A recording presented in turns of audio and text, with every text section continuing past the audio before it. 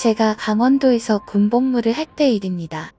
일병 시절 여름 매일 스트레스를 받으며 군 생활을 하던 중이었죠. 장마야, 빨리 오거라 하고 기다리던 차에 마침 장마가 찾아왔습니다. 그런데 그해 장마는 비가 너무 많이 내려 마을에 홍수가 날 정도였습니다. 홍수 지역도 아닌데 말이죠. 비가 오면 할 일이 줄어들어져야 좋았지만 비가 너무 많이 와서 산사태가 나고 둑을 만들러 가야 하는 등 오히려 더 고생하게 되었습니다. 장마가 멈출 생각 없이 계속되었고 결국 마을에 심각한 홍수가 났습니다. 집이 떠내려가고 사람들이 실종되며 가축이나 차들이 떠내려가는 상황이었죠. 하늘이 하는 일이라 어찌 막을 수도 없었고 사람이 살아남는 게 신기할 정도였습니다. 홍수가 심하게 나고 비가 그쳤습니다. 마을을 복구해야 했기 때문에 구조대와 소방관들이 일을 시작했지만 일손이 부족해 저희도 돕게 되었습니다. 작은 동네라 구조대와 소방관이 겸직할 정도였고 저희 부대도 소방관들과 친하게 지내며 가끔 축구도 했었습니다. 가장 급한 일은 실종된 사람들, 즉 시체를 찾는 일이었습니다. 땅인지 강인지 구분할 수 없을 정도로 물바다가 되어 보트를 타고 조를 짜서 시체를 찾으러 다녔습니다. 저는 박 병장과 2인 1조가 되어 별 생각 없이 보트를 저으며 수색 작업을 했습니다. 하루가 지나고 이틀이 지나도 수색 작업은 계속됐고 4일째 되는 날이었습니다. 여느 때와 다름없이 잡초를 헤치며 작업을 하고 있었는데 그때 너무 검은 잡초가 눈에 보였습니다. 보트를 멈추고 가까이 가보니 순간 등골이 오싹했습니다. 아무래도 사람 머리카락 같았습니다. 가까이 갈수록 확실했죠. 저는 시체를 본 적이 없어서 제 판단이 아닐 수도 있겠다고 생각해 박 병장에게 말했습니다. 박 병장님, 왜? 제가 지금 시체를 발견한 것 같습니다. 개소리 하지 마라. 아닙니다. 제가 보기에는 확실합니다. 18억인데? 제가 그 위치로 노를 저어 보여주자 박 병장은 잠시 당황하더니 말을 안 하고 생각하는 것 같더니 아무렇지도 않게 말했습니다. 땡땡아, 저거 시체 아니야. 가자. 제가 보기에는 시체가 확실합니다. 검은 잡초는 없지 않습니까? 네가 뭘 아냐? 아니라고. 그냥 가자고. 그래도 그냥 건져보는 게 낫지 않습니까? 아니라고 몇 번을 말해. 내가 안다고. 그냥 가자. 그래도 그냥 건져나 보는 게. 박 병장은 갑자기 저에게 큰 소리로 욕을 했습니다. 저는 그냥 건져보자는 얘긴데 아니라고 우기면서 갑자기 화를 내는 것이었습니다. 저는 일병이라 뭔 힘이 있겠습니까? 고참이 가자는데 가야죠. 힘없이 노를 저으며 작업을 끝내려 하는데 박 병장이 말했습니다. 미안하다. 욱해서. 별거 아니니까 신경 쓰지 마라. 정 찝찝하면 저기 소방관들한테 확인해달라 그래. 평소 괴롭히기 좋아하는 박 병장이 욕한 걸로 미안하다고 말하니 이상했습니다. 당황한 건지 겁먹은 건지 표정도 이상하고 뭔가 못 볼 걸 본 사람 마냥 표정이 굳어 있었습니다. 그렇게 저희는 마을 복구하는데 도우라는 명령을 받고 이동하는 도중에 소방관들이 있었습니다. 박 병장이 담배 한 대 피고 가자고 해서 소방관들과 저희 부대원들 몇 명가 모여 담배 피며 사소한 얘기를 나누다가 제가 아까 본 시체 같은 검은 잡초 얘기를 했습니다. 그런데 그 상황에서는 그리 심각한 얘기로 받아들이지 않는 건지 모두들 뭔가 아는 듯 미식적인 표정을 지으며 그러려니 하며 말을 돌렸습니다.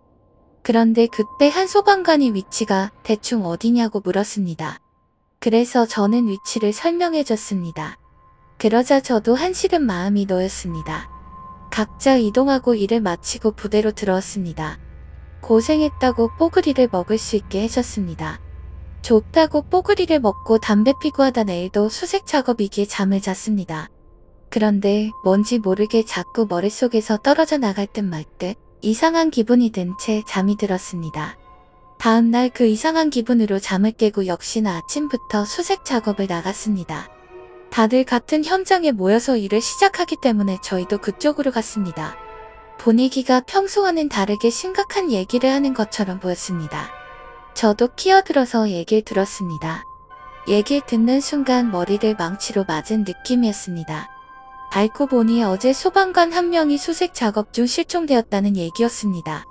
저도 소방관분들 얼굴은 다 알아서 어떤 분이냐고 물어보니 어제 저한테 시체 같은 게 위치가 어디냐고 물어봤던 분이었습니다.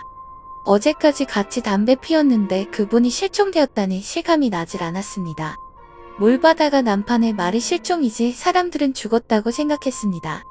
그런데 박 병장 안색이 창백했습니다. 제가 어디 아프냐고 물어봤더니 갑자기 저를 끌고 사람 없는 곳으로 갔습니다.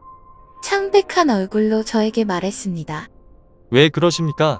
박 병장님? 안색이 장난 아닙니다.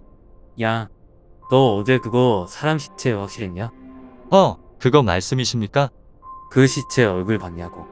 아니요, 머리카락 같은 것만 보였습니다. 그치? 얼굴은 안 보이고 머리만 보였지? 예, 그렇습니다.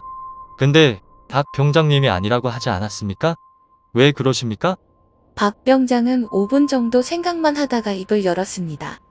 야, 우리 집이 정 같은 걸 좀 심하게 믿거든? 우리 고모가 전쟁이고 그래서 우리 집 굿도 많이 하고 그래. 근데 고등학교 때 우리 집 앞강에 사람이 자꾸 죽어서 고모가 굿을 한 적이 있었어.